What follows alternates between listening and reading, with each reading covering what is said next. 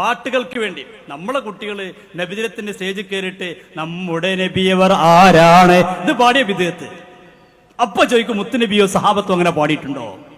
ഇവിടെ നോക്കൂ നിങ്ങൾ, അവരെ സമ്മേളനത്തിൽ നടന്ന ഒരു നാടകത്തിന്റെ ചെറിയൊരു ഭാഗം കാണിക്കാം. മീശ വളർത്തും മുട്ടോളം മുട്ടറ്റം മുടിയും വളർത്തും, ഞങ്ങളുടെ ഇഷ്ടം ഞങ്ങളുടെ ഇഷ്ടം ഞങ്ങളതും ചെയ്യും. ഇത് ഞങ്ങളുടെ ഇഷ്ടം ഞങ്ങളുടെ ഇഷ്ടം ഞങ്ങളതും ചെയ്യും. My body my choice. അല്ല, ഈ ചെക്കനെന്താ ഈ ദിക്റ് ചൊല്ലുവണ മാതിരി ചൊല്ലി വരുന്നേ? ഇത് ദിക്റ് ചൊല്ലണ മാതിരി നാടകമല്ല, എത്ര കണ്ടാ മതി, ഉള്ള കണ്ട. നിങ്ങൾ ആലോചിച്ച് നോക്ക്, ഇതൊന്നും ഒരു കുഴപ്പമില്ല. നമ്മുടെ നബിദിന റാലി നടത്തിയ പ്രശ്നമാണ്, ഷിർക്കാണ്, കുഫറാണ്, ബിദ്അത്താണ്. എന്നാലോ ഈ സമ്മേളനത്തിന്റെ ഭാഗമായിട്ട് റാലി നടത്തിയില്ലേ, വലിയ പാട്ടും വെച്ചിട്ട് റാലി നടത്തി. അപ്പൊ ഒരു പ്രശ്നമില്ല. നമ്മൾ നിങ്ങൾ മുത്തുനബിയുടെ സ്നേഹത്തിന്റെ ഭാഗമായി യാ നബി സലാം അലൈക്കും, യാ റസൂൽ സലാം അലൈക്കും, യാ ഹബീബ് സലാം അലൈക്കും, സലവാത്തുല്ലാഹി അലൈക്കും. അങ്ങനെ നബിയെ കുറിച്ച് പാടുന്ന നബിക്ക് ഇഷ്ടമുള്ള കാര്യമല്ലേ?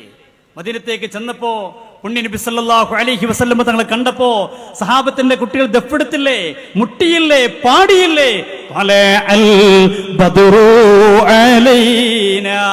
പാട്ടങ്ങനെ പാടിയപ്പോ നബി എന്താ പറഞ്ഞത്? ആ കുട്ടികളിലേക്ക് ഇറങ്ങി ചെന്ന് ചോദിച്ചില്ലേ, ഹൽ തുഹിബ്ബൂനനി, മക്കളെ നിങ്ങൾക്ക് എന്നോട് ഇഷ്ടമുണ്ടോ? ആ കുട്ടികൾ പറഞ്ഞു, വല്ലാഹി ഇന്നാ നുഹിബ്ബുക യാ റസൂലല്ലാഹ്, ഉണ്ട് നബിയെ, അങ്ങയെ ഞങ്ങൾക്ക് വല്ലാത്ത ഇഷ്ടമാണ്. അതുകൊണ്ടാണല്ലോ പാട്ട്, മുട്ട്, ദഫൊക്കെ ഉണ്ടായത്. അപ്പൊ നബി സല്ലല്ലാഹു അലൈഹി വസല്ലം വിദേഹത്താണ് പറഞ്ഞു, പറഞ്ഞില്ല. എന്താ പറഞ്ഞത്? വല്ലാഹി ഇന്നി ഉഹിബ്ബുക്കും ഖാലഹാ സലാസ മറ, 3 വട്ടം നബി തങ്ങൾ പറഞ്ഞു, എനിക്ക് നിങ്ങളെയും ഇഷ്ടമാണ്, നിങ്ങളെയും ഇഷ്ടമാണ്. എന്നാൽ അങ്ങനെ റാലി നടത്തിയ ഷിർക്ക്, കുഫർ, ബിദ്അത്ത് ഇവരെ സമ്മേളനത്തിന്റെ ഭാഗമായിട്ടോ നല്ല റാലി, ഒരു കുഴപ്പമില്ല. കണ്ടോളൂ, ഒരു മൈത്രി സന്ദേശം ലോകത്തിന് കൈമാറണം എന്നൊരു വലിയ സന്ദേശമാണ് നമുക്ക് നൽകിക്കൊണ്ടിരിക്കുന്നത്. എന്തായാലും വർത്തമാനം പറയണം, ഭാവിയെ കുറിച്ചു നാം വർത്തമാനം പറയണം എന്നുണ്ട്. നമ്മൾ യാ നബി സലാം അലൈക്കും, ഇവര് ഭാവിയെ കുറിച്ച് വർത്തമാനം പറയണം. ഈ പാട്ടും പാടിയ ഒരു കുഴപ്പമില്ല. ഈ സമ്മേളനത്തിന്റെ ഭാഗമായിട്ട് ഇവിടെ നടന്നതാ. നോക്കൂ നിങ്ങൾ, നമ്മൾ എന്ത് ചെയ്താലും ഷിർക്ക്. മരിച്ചുപോയ നമ്മളെ പൂർവികരായ ആളുകൾക്ക് വല്ലതും ചെയ്താലോ അതും ബിദ്അത്ത്, ഷിർക്ക്, കുഫർ. എന്നാ ഇവിടെയോ, ഇവിടെ പ്രസംഗിച്ചൊരു മൗലവി ആ വിഷയം പറഞ്ഞു, മരണപ്പെട്ടവർക്ക് വേണ്ടി എന്ത് ചെയ്താലും കിട്ടൂല, ഒരു കാര്യമില്ല, ഒന്നും കിട്ടൂല എന്ന് പറഞ്ഞു. എന്നിട്ടോ അതേ വേദിയിൽ തന്നെ ഒരാൾ പ്രസംഗിക്കുകയാണ്, ഈ സമ്മേളനത്തിന്റെ വെളിച്ചവും വറക്കത്തൊക്കെ കിട്ടുന്നത് ആരിലേക്കാ? വക്ക മൗലവിയിലേക്ക് എത്തട്ടെ എന്ന്. ഓ, ആ വക്ക മൗലവി മരിച്ചിട്ടില്ലേ? ഒന്നെങ്കിലും വക്ക മൗലവി മരിക്കാതിരിക്കണം. ഇവിടെ പ്രസംഗിച്ചതാണ്. ഇവര് രസമുണ്ട്, ഈ പ്രസംഗിച്ച് പലതും ഇപ്പോഴും നെറ്റിൽ അപ്ലോഡ് ചെയ്തിട്ടില്ല. ഈ നേരത്തെ ഞാൻ പറഞ്ഞല്ലോ, ഖുർആൻ അന്ധമായി അനുകരിക്കുന്ന പറഞ്ഞില്ലേ, ആ ഭാഗം ഇപ്പോ കട്ട് ചെയ്തു. ഇപ്പൊ നെറ്റിലൊക്കെ കാണൂല. അതുവരെ മുമ്പേ ഉള്ളൊരു രീതിയാണ്. തഫ്സീർ സാവിയിൽ ഇമാം മുഹമ്മദ് സാവി റളിയല്ലാഹു അൻഹു വഹാബികളെ കുറിച്ച് പറയുന്നൊരു ഭാഗമുണ്ട്. അവിടെ അങ്ങനെ വഹാബികളെ സ്വഭാവം പറഞ്ഞിട്ട് പറഞ്ഞു, അവർ ഖവാരിജിയാക്കളെ പോലെയാണ്, ഖവാരിജിയാക്കളെ തനി പകർപ്പാണ് എന്നൊക്കെ പറഞ്ഞിട്ട് പറഞ്ഞു, യുഖാലു ലഹുമുൽ വഹാബിയ, അവരെ പേര് വഹാബികൾ എന്നാണ് അവർ വിളിക്കപ്പെടുക എന്ന് പറഞ്ഞപ്പോ ആ ഭാഗം തഫ്സീറിൽ നിന്ന് കട്ട് ചെയ്തു. കുറെ കാലം കേരളത്തിലെ തഫ്സീറിലൊന്നും കണ്ടിരുന്നില്ല. ഇപ്പൊ പിന്നെ ഈജിപ്തിൽ നിന്നും ഗൾഫിൽ നിന്നൊക്കെ ഇറങ്ങുന്ന തഫ്സീറിലത് കാണുന്നുണ്ട്. അപ്പൊ എന്താ, അന്ന് ഇവിടെ ചില പ്രസ്സുകളുണ്ട്, ഇവിടെ ഉണ്ടല്ലോ ചില പ്രസ്സുകളൊക്കെ, ആ പ്രസ് എന്നാണ് അടിച്ചത്. അപ്പൊ ആ ഭാഗം കട്ട് ചെയ്തു, യുഖാലു ലഹുമുൽ വഹാബിയ എന്നതുപോലെ ഈ ആധുനിക കാലത്തും കട്ടിയിൽ ഒരു മടിയില്ല. ഇവിടെ പ്രസംഗിച്ച പ്രസംഗം ഞാനിവിടെ ആദ്യം തന്നെ കുട്ടികളെ വിട്ട് വയസ്സ് പിടിപ്പിച്ചിരുന്നു. ആ പ്രസംഗം നെറ്റിൽ നോക്കി വെക്കുമ്പോ പ്രസംഗത്തിന്റെ ഭാഗം കട്ട് ചെയ്തിരിക്കുന്നു. നിങ്ങൾ കണ്ടോളൂ, നമ്മുടെ നേരത്തെ പറഞ്ഞ ആ പ്രസംഗം തന്നെ വേണേ കണ്ടോളൂ. അതിൽ രണ്ടും കാണാൻ നിങ്ങൾക്ക്, കട്ട് ചെയ്ത ഭാഗം കാണാം, യഥാർത്ഥ ഭാഗം കാണാൻ കഴിയും. ായ ക്രിയാപദങ്ങൾ മാത്രമാണ് വിശുദ്ധ ഖുർആൻ ഉപയോഗിച്ചിട്ടുള്ളത് എന്നതു തന്നെ മനുഷ്യന്റെ ബുദ്ധിയെ എത്രത്തോളം ഉപയോഗിക്കേണ്ടതുണ്ട് എന്നതിന്റെ ഭാഷാപരമായ അർത്ഥവ്യാപ്തിയെ ഖുർആൻ ബോധ്യപ്പെടുത്തുന്നതാണ് എന്ന് മനസ്സിലാക്കാൻ കഴിയും. ആദ്യമായി ആ ഭാഗം കട്ട് ചെയ്തു.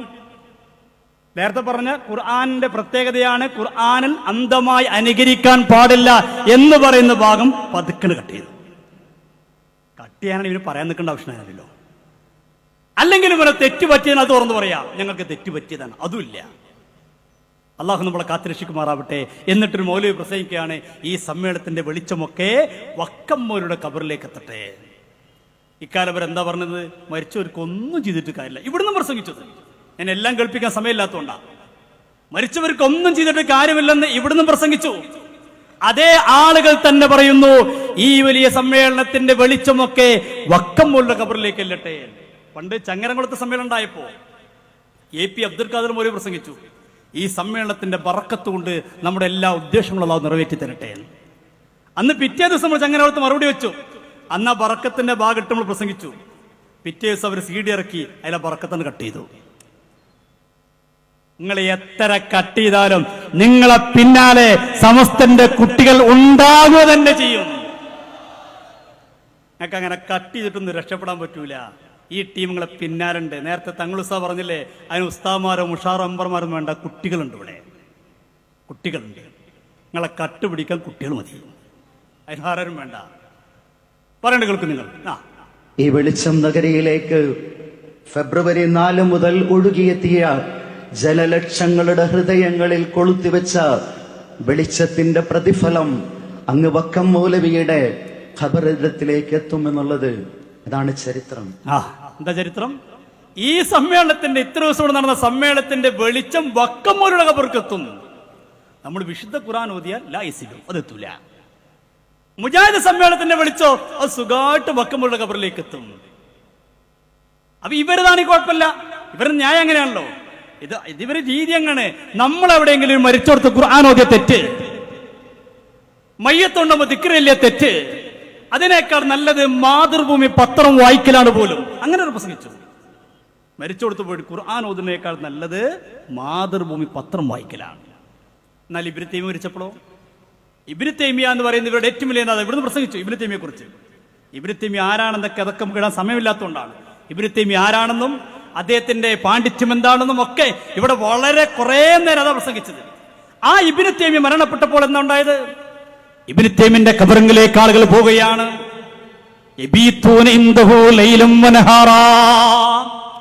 രാവും പകലും ആൾക്കാർ പോയി അവിടെ താമസിക്കാൻ. എവിടെ? ഖബറിങ്ങെ. എന്താ പണി?